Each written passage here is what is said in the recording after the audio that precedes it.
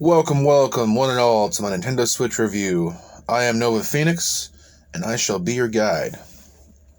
Now, first off, I must say that I've wanted a Switch since they came out way back in 2017, and I haven't been able to get my hands on one until about a month ago. Not only was it a finance issue, but when I did have the money, I simply couldn't find one in stock anywhere. Well, recently the stars have aligned and I was able to pick one up with two games to start me off: Pokemon Shield and Super Smash Bros. Ultimate. Over the course of the month, I've been able to accrue a small collection of games, including just about every version of Doom there is, Duke Nukem 3D, and a few lesser-known titles like Animus, which is like a Dark Souls Dark Souls Bloodborne type game, along with its sequel, Animus Harbinger. Now, I had put in many hours over the course of a month, mostly in Pokemon, and feel confident that I can safely review this system along with its selection of games. Overall, I would say that the Nintendo Switch is a great little system with a powerhouse processor for portable gaming, and it works well as a home console as well.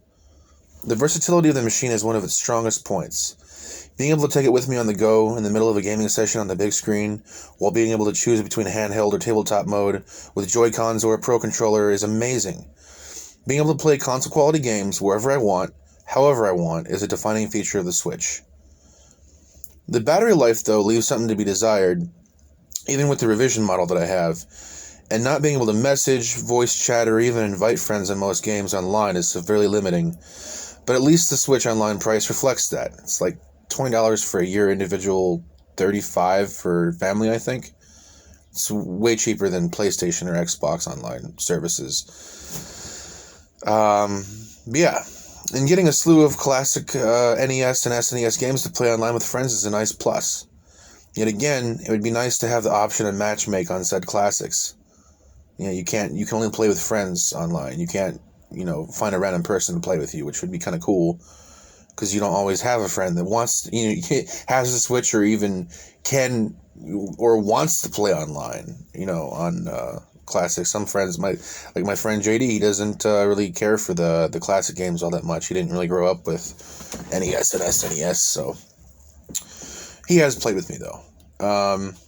Anyway, also I like that there's a dedicated button for screenshot and video capture, but I wish you had the option to capture longer videos, and some titles don't even let you take video captures, like Smash and Dragon Ball Xenoverse 2. Another thing that may be a detractor is the fact that depending upon the game you're playing, it may be difficult to even find players and get a game going, although that is a problem with the player base and not the system itself. Speaking of the games, like the Wii and Wii U, there seems to be a large chunk of shovelware on the eShop, and AAA titles are sparsed out considerably. But there are great games to play on the system. There's Doom Eternal, there's Dark Souls Remastered, there's Pokemon Sword and Shield, Super Smash Bros. Ultimate, Mario Kart, although there's no Metroid. There's no Metroid, and they have not come out with Breath of the Wild 2 yet, which I'm waiting for Breath of the Wild 2. But yeah, and I wish there was more support from Nintendo on their classics beyond the NES and SNES. Like, where are the N64 and GameCube titles? Why can't I choose from a list of classic systems in the shop like previous systems, like the Wii and the Wii U? Anyway, all in all, I definitely recommend the Nintendo Switch to anyone who wants a versatile, sleek and polished console handheld hybrid system that can play top-notch titles, but just don't expect a gigantic library of them. But the ones they do have, you could sink 130 hours into them like I have playing Pokemon with my brother from another mother, JD, otherwise known as Saber Zero. We played the shit out of that game. And we played a little bit of Dragon Ball Xenoverse 2, but not as much as Pokemon. Anyway, that's it for my review on the Nintendo Switch. Please share your thoughts in the comment section below, and feel free to let me know if I've missed anything in covering the system.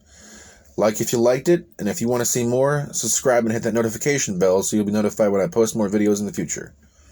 I am Nova Phoenix, and I am signing off.